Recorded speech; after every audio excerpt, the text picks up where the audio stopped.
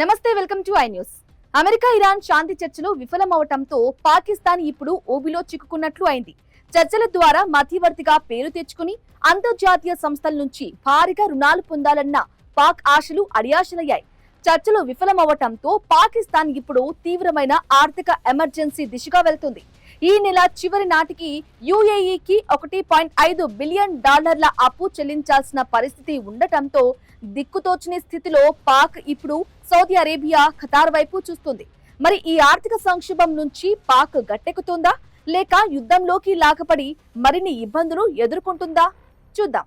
ఇస్లామాబాద్ కేంద్రంగా జరిగిన చారిత్రాత్మక చర్చలపై ప్రపంచమంతా ఆశలు పెట్టుకుంది.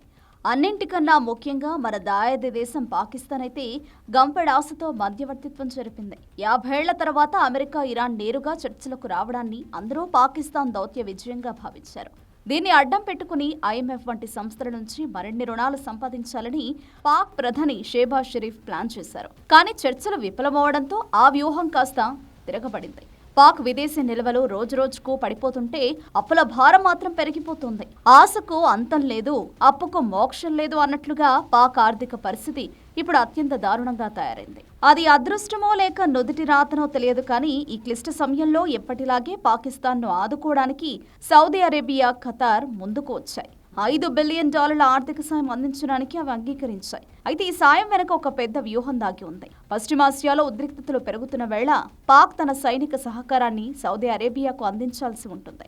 గత ఏడాది కుదుర్చుకున్న రక్షణ ఒప్పందం ప్రకారం సౌదీలోని king Abdul Aziz air base కు పాక్ యుద్ధ విమానాలు, 13,000 మంది సైనిక సిబ్బంది ఇప్పటికే చేరుకున్నారు. అంటే ఇప్పుడు పాకిస్తాన్ కేవలం మధ్యవర్తి మాత్రమే కాదు, నేరుగా ఇరాన్కు వ్యతిరేకంగా యుద్ధ రంగంలో నిలిచిన ఒక పక్షంగా మారిపోయింది. సౌదీ అరేబియాపై దాడి జరిగితే అది తనపై జరిగిన దాడిగానే పాక్ పరిగణించాల్సి ఉంటుంది.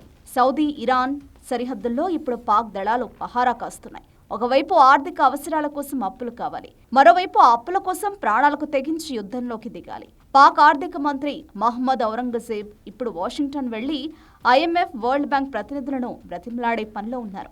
అప్పుల షరతులను సడలించాలని ఆయన కోరుతున్నారు. అయితే విఫలమైన శాంతి చర్చల ప్రభావం ఆ రుణాలపైన కూడా పడే అవకాశం ఉంది. అయితే ఇప్పుడు సౌదీకి మద్దతుగా ఇరాన్ను వ్యతిరేకిస్తే ఎడతెరిపి లేకుండా పడే క్షిపణులను ఎదుర్కోవాల్సి రావచ్చు. అసలే కోపం మీదున్న ఇరాన్ పాకిస్తాన్ను ఊరికే వదిలిపెట్టదని అంటున్నారు పరిశీలకులు.